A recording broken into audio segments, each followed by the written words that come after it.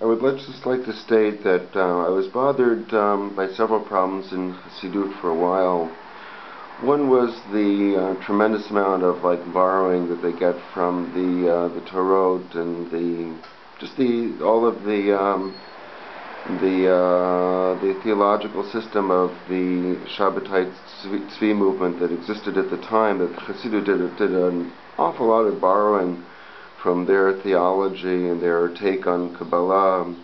And the more I got into this and saw this, started seeing the parallels, and not just the parallels, but the actual borrowing that Chassidut did of Natan, the prophet of the Shabbatai Tzvi, and later on even the other branches of the movement. It was a little bit shocking, until I kind of realized at one point that here borrowing motifs and things, but Chassidut was, that these motifs were just in the air. Rabbi Nachman asked people to say to him the news that was going around or something, and he would take these ideas, whatever was people were saying. He didn't hide that, whatever people were saying, whatever was in the air, news from different cities, and he would just weave that into a Torah lesson. And his intention was to bring people to God, to find a way for even people that weren't Torah scholars to come to God, and even a way for Torah scholars to serve God in a higher and more proper way.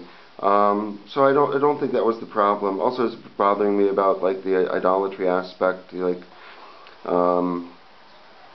and I also don't think that's really the problem either. I know that I guess in the Torah of Yosef Or, where he explains idolatry, I guess Chassidut could be considered to be problematic, but I haven't really gotten into that. It's more the main problem I wanted to say with Chassidut, which I really think is the major problem, is the conflict model between one of the major problems anyways is the conflict model, the non-compatibility between Chassidut, its actual teachings on the ground for people, and that of the Maimonides, who held that the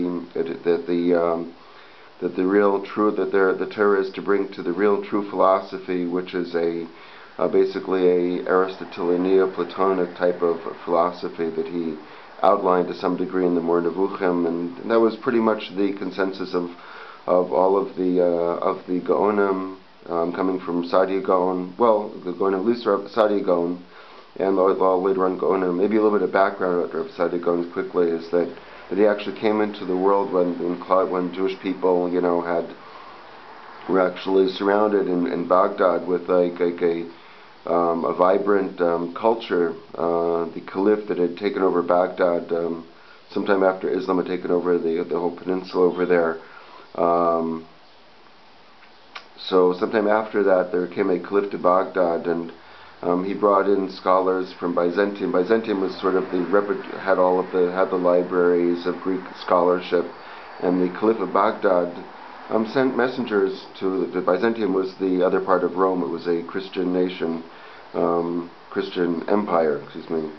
To the caliph of Baghdad, who was the head of his own empire, he sent messengers to Constantinople, and asked them to send over Greek scholars that would bring the teachings of philosophy and literature, music, of all the things that the Greeks were about, and bring them to Islam, which they did. And the Jews at the time were in those areas, in Baghdad and all those surrounding areas, were surrounded by this culture, so no one really knew what to do with this. Even the yeshivas that had just been opened recently, that was about the sum and size of Jewish learning in those areas. People that were able to send their children their sons to the big yeshivas that had just been started up again. So Saadia Gaon had pretty much decided that philosophy was okay, and he borrowed extensively from, in fact, Islamic philosophers, the Kalam, and whatever doesn't contradict Torah, he felt, he was, pretty much all for that. And that was pretty much the take of all the Jewish scholars from Saadia Gaon up to Rambam. Rambam was pretty much the peak of that. And again, it didn't really start from him. It started from another Jewish philosopher, Philo, that had been way before that. That was Philo was even before the writing down of the Talmud. But he was pretty much forgotten about in Jewish circles at the time, so it took Saadia Gaon and the Rambam to sort of restart this strong compatibility model between philosophy and Torah. Okay, thank you.